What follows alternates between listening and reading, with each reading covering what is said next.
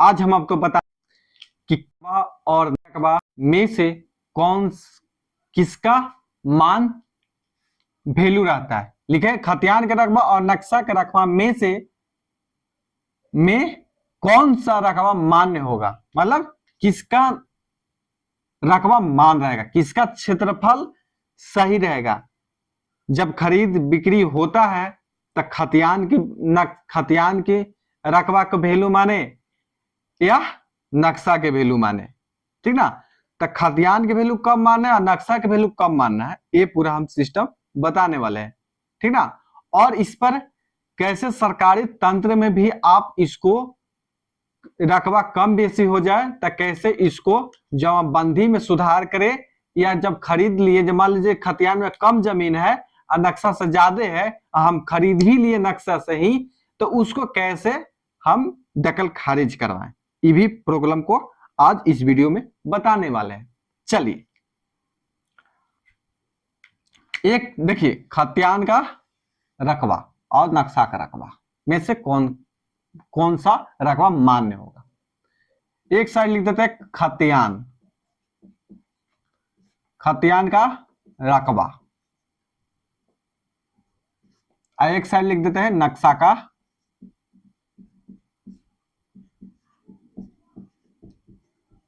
रकबा, ठीक ना। देखिए खतियान में हमेशा सीधा सीधा रहेगा, 1 डिसमिल रहेगा, 2 डिसमिल रहेगा, 3 डिसमिल रहेगा, 5 डिसमिल रहेगा, 10 डिसमिल रहेगा, 15 डिसमिल रहेगा, 25 डिसमिल रहेगा, 16 डिसमिल रहेगा, 18 डिसमिल रहेगा, मान लो 50 डिसमिल रहेगा, 100 डिसमिल रहेगा, 1 एकड़ भी रहेगा, ठीक। लेकिन आपको हमेशा एक चीज ध्यान दीजिएगा, खतियान में आपको 1.5, पौने 1.5, पौने 2.5, पौने 3.25, पौने 4, पौने 5 ये आपको दिखाई नहीं देगा। कैसे? अब देखिए इसको खतियान लिखने का तरीका बताते हैं, खतियान में लिखने का तरीका बताते हैं। खतियान में एक सब समझते हैं, आपको दो से समझाते हैं, चाहे एक से समझाते हैं। एक के नीचे रहेगा तो एक ही खतियान में लिखाएगा, एक के मतलब मान लीजिए कि 0.5 है तो एक ही डिसमिल खतियान में लिखाएगा, ठीक ना। मान लीजिए कि 0.4 है तो खतियान में क्या लगेगा, 1 डिसमिल लिखाएगा। लेकिन खतियान में एक मतलब नक्शा में एक मतलब जमीन नक्शा में आपको जब सर्वे हो रहा था, एक चीज और भूल गए, जब सर्वे हो रहा था तो जब इसका क्षेत्रफल नक्शा में निकाला गया तो उसका क्षेत्रफल को खतियान में कैसे लिखा गया। आपको 1.5 जब नक्शा नापाई होगा, नापी कीजिएगा तो आप सीधे सीधे अंक में तो आएगा नहीं, 5 decimal, 10 decimal, 15 decimal, 16 decimal, 3 decimal, 2 decimal, सीधे से तो आएगा नहीं, कम बेसी आएगा डिसमिल में ही। 1 डिसमिल, 2.5, एक 1.5 मान लीजिए 2.5 डिसमिल, मतलब 2.5 डिसमिल, 2.6 डिसमिल, 2.75 डिसमिल, कम बेसी तो आएगा ही जमीन।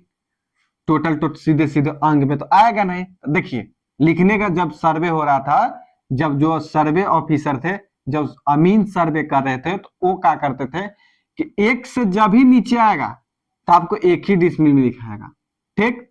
अब 1 डिसमिल आ गया, अब 6 भी रहेगा, 7 भी रहेगा, 8 भी रहेगा, 9 भी रहेगा, तो 1 ही डिसमिल लिखाएगा, ठीक ना। वो पॉइंट में नहीं लिखा था, ये सब डिसमिल में रहा तो डिसमिल जमीन आया तो, ठीक।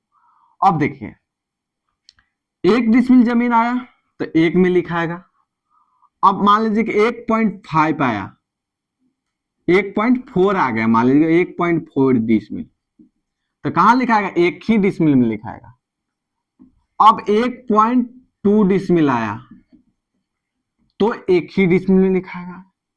1.32 डिसमिल आया तो एक ही लिखाएगा। अब देखिए एक ही लिखाएगा, लेकिन 1.5 आया तो एक ही डिसमिल लिखाएगा।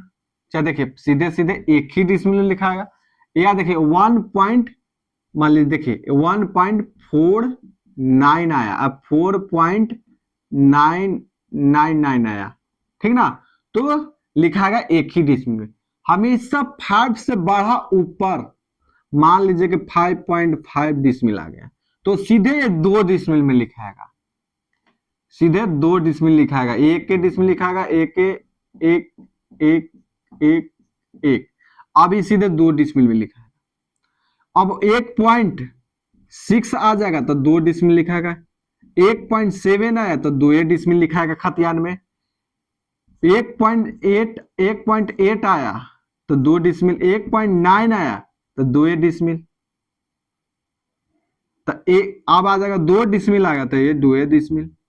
अब सीधे यहीं से फिर समझ ले, ये पॉइंट के बाद ये 3 4 यहां तक आया तो 2 डिसमिल। अब 5 जहां से बढ़ा, 5 से प्लस गया, मतलब पॉइंट के बाद 5 से कम है तो एक कम कर ही लिखाएगा, और पॉइंट के बाद 5 से ज्यादा है, 5 पॉइंट के बाद 5 से ज्यादा है तो एक बढ़ के लिखाता है। खतियान में ऐसी प्रकार लिखाता है, समझे।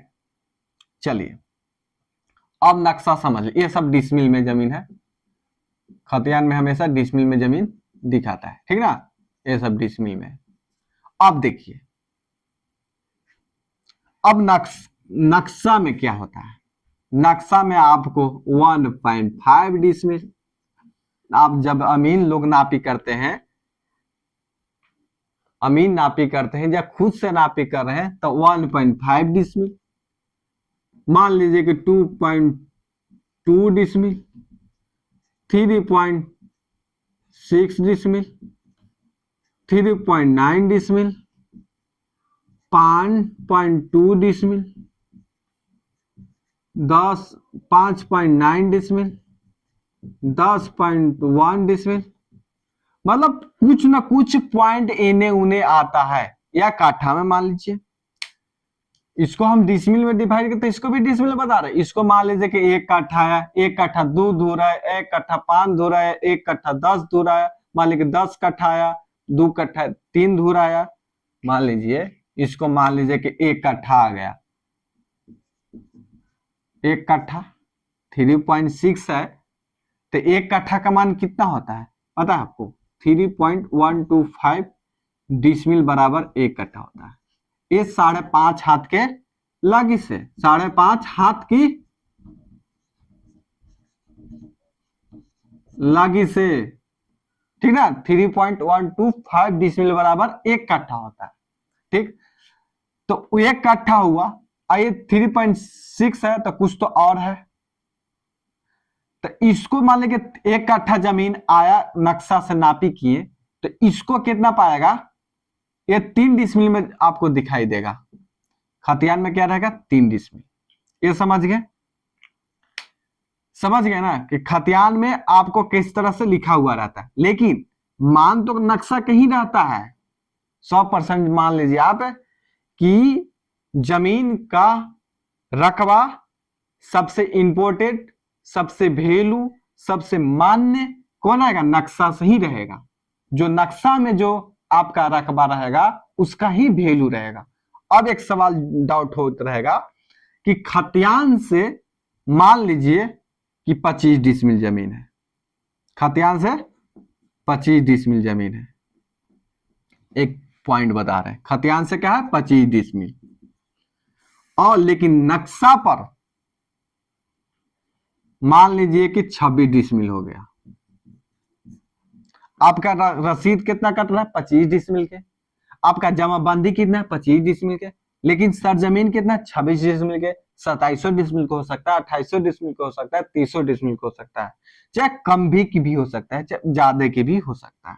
मान लीजिए 25 है तो ये मान लीजिए 20 डिसमिल का है, 24 डिसमिल का है। कभी क्या होता है ना, एक बता लेते हैं, तब बताते हैं, कहानी हमारे साथ हुआ है। मान लीजिए कि इसका क्या कराना है, जमाबंदी में सुधार करवाना है, तो इसको क्या करेंगे, अमीन को, सरकारी अमीन, प्राइवेट अमीन का वैल्यू नहीं है भैया, सरकारी तंत्र में जाइएगा सुधार करवाइएगा तो प्राइवेट अमीन का वैल्यू नहीं रहता है। तो हम लोग यह सुझाव देते हैं कि अंचल अमीन भी एक दरखास्त दीजिए, एक ऑनलाइन कीजिए, चालान कटवाइए 1000 का और नापी करवाइए।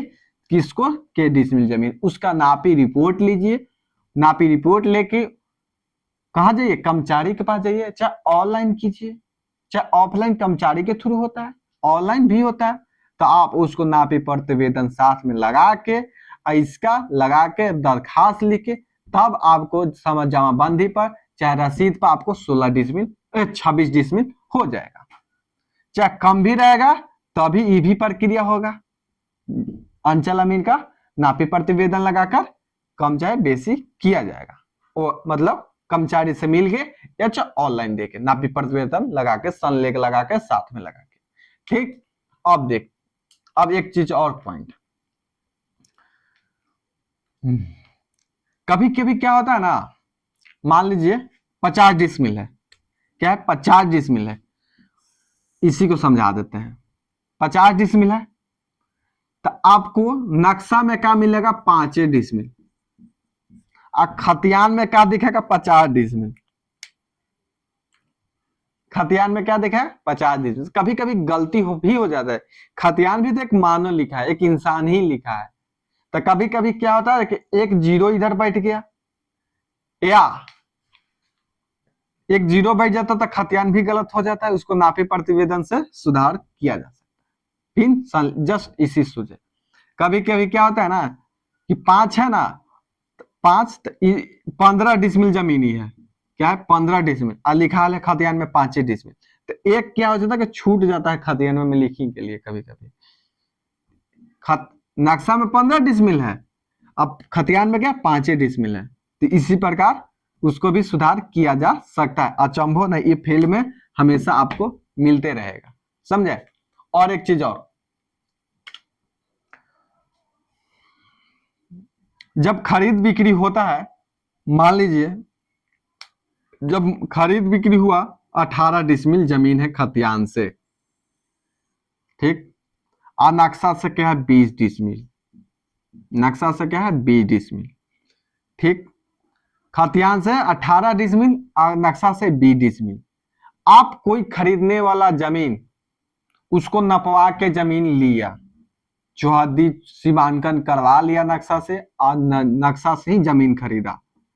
तो वो जमीन क्या किया? 20 डिसमिल तो खरीद लिया, लेकिन जब दखल खारिज करवाने जवान जाएंगे, इस आदमी लोग जाएंगे कि हमको 20 डिसमिल जमीन खरीदे हैं, तो दखल खारिज होते समय इसको जब देखेगा कि इसका रसीद मांगेगा, रसीद मांगेगा, लगान रसीद, तो वो लगान रसीद में देखेगा कि 18 डिसमिल है।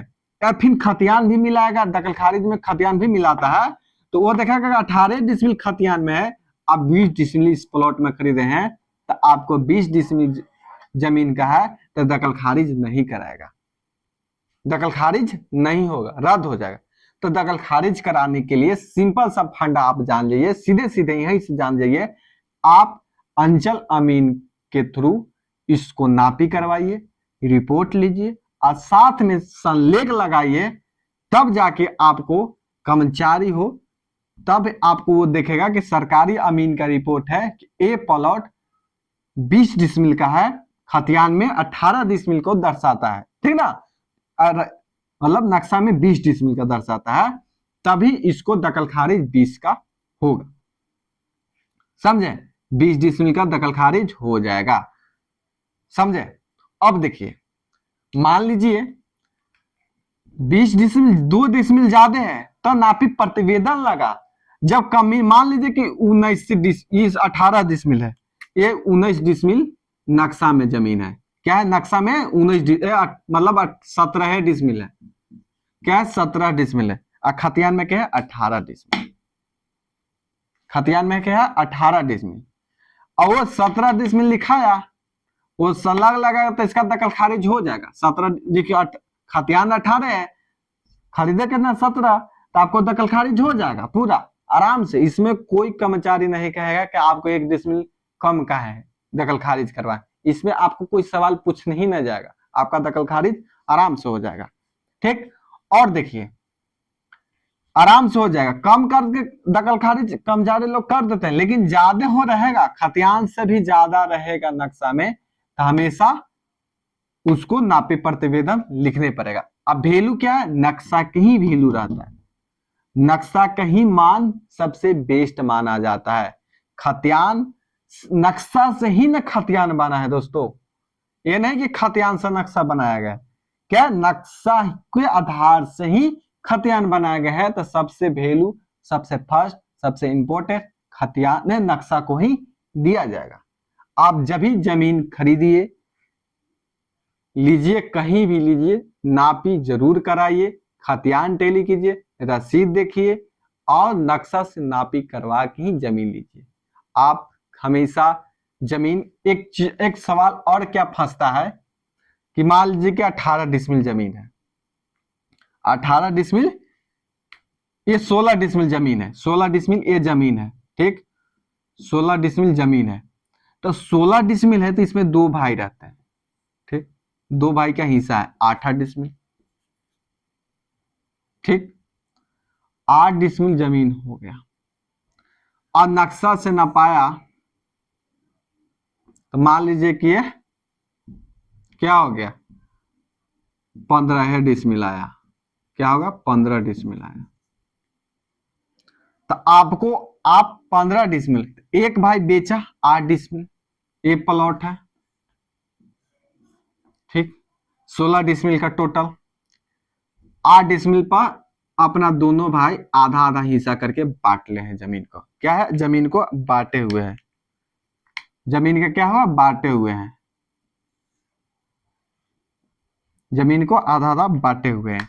तो एक भाई खतियान देकर जमीन को बेच दिए 8 डिसमिल, और नक्शा पर ही 15 डिसमिल, तो इसको 7.5 डिसमिल रहेगा, 7.5 7.5 डिसमिल, 7.5 डिसमिल दोनों भाई क्या है, लिख देखिए। तो जो खरीदा, पहले तो खतियान देके खरीद लिया, और जब नक्शा पर गया, जब नपवाया तो देखा कि 7.5 है, तो वो खोजेगा ना आधा डिसमिल कहाँ है। तो आप दूसरका के भईवा के हिस्सा में नहीं ले लीजिएगा, नहीं ले पाइएगा, समझे, आप नहीं ले पाइएगा। आप, हाँ, ये दोनों साथ में हैं, ये दोनों भाई मिल के आपको लिखे हैं तो 8 डिसमिल ले सकते हैं, लेकिन एक भाई ने लिखा है और दोनों का बंटवारा होल है, तो आपको 7.5 डिसमिल होगा, आधा डिसमिल आप लॉस हो जाएगा। आप कहिएगा कि आधा डिसमिल का पैसा लौटा दीजिए, तो आज तक कोई पैसा लौटाया नहीं है भाई, जितना आपको भाग में मिल गया उतना ही भाग में होता है, कोई पैसा नहीं लौटाता है। कि हम 8 डिसमिल का पैसा दिए तो आपको 7.5 डिसमिल हमको जमीनें दे रहे हैं। तो इसीलिए ना कहते हैं कि आप जमीन खरीदने से पहले जमीन को क्या कीजिए, नापी करवा लीजिए, तब जाके ही आप जमीन को लिखवाइए, समझे। चलिए, एक पॉइंट समझिए, आपको इतना होगा, ठीक।